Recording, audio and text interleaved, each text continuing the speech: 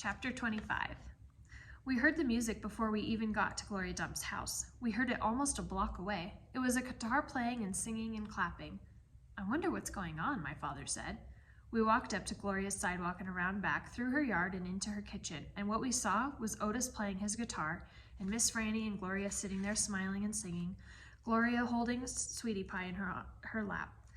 Amanda and Dunlap and Stevie were sitting on the kitchen floor, clapping along and having the best possible time. Even Amanda was smiling.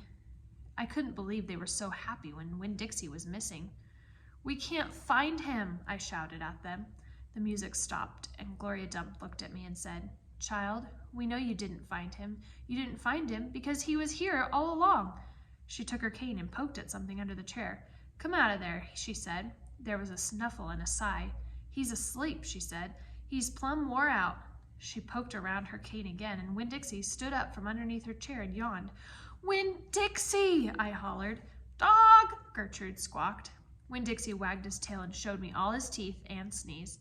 I went pushing past everybody. I dropped to the floor and wrapped my arms around him. "Where have you been?" I asked him. He yawned again. "How did you find him?" I asked. "Now there's a story," said Miss Franny. "Gloria, why don't you tell it?" "Well," said Gloria Dump, "we was all just sitting around waiting on you two, and after I convinced these Dewberry boys that I ain't no scary witch all full of spells and potions."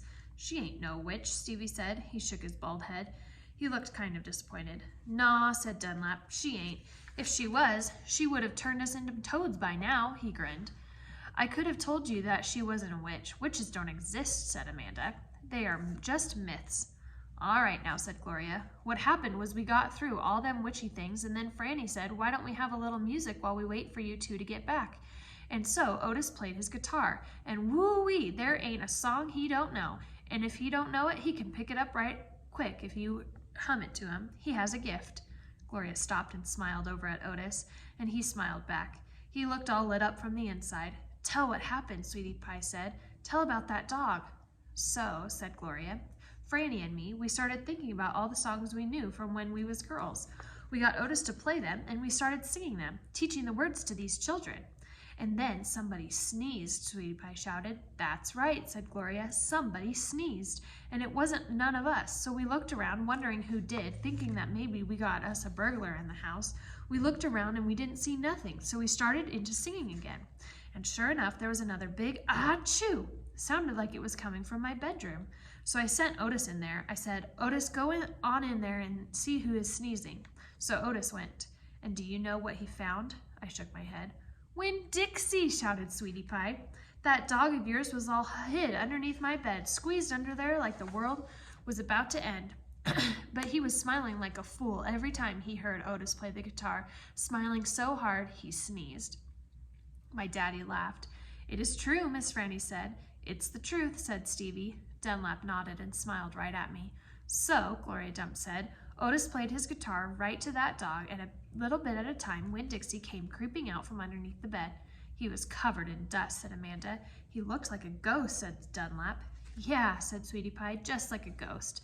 "Mm-hmm," said Gloria, "looked just like a ghost. Anyway, the storm stopped after a while, and your dog settled in under my chair and fell asleep, and that's where he's been ever since, just waiting on you two to come back and find him." "Winn Dixie," I said. I hugged him so tight he wheezed. "We were out there whistling and calling for you, and you were right here all along. Thank you," I said to everybody. "Well," said Gloria Dump, "we didn't do nothing. We just sat here and waited and sang some songs. We all got to be good friends. Now, the punch ain't nothing but water, and the egg salad sandwiches got tore up by the rain. You got to eat them with a spoon if you want egg salad. But we got pickles to eat and litmus lozenges, and we still got a party going on." My daddy pulled out a kitchen chair and sat down.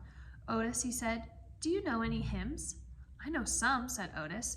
"You hum it," said Miss Franny, nodding her head, "and he can play it." So my daddy started humming something, and Otis started picking it out on his guitar, and Winn Dixie wagged his tail and laid back down underneath Gloria's chair. I looked around the room at all the different faces, and I felt my heart swell up inside me with pure happiness. "I'll be back in a minute," I said. But they were all singing now and laughing, and Winn Dixie was snoring, so no one heard me.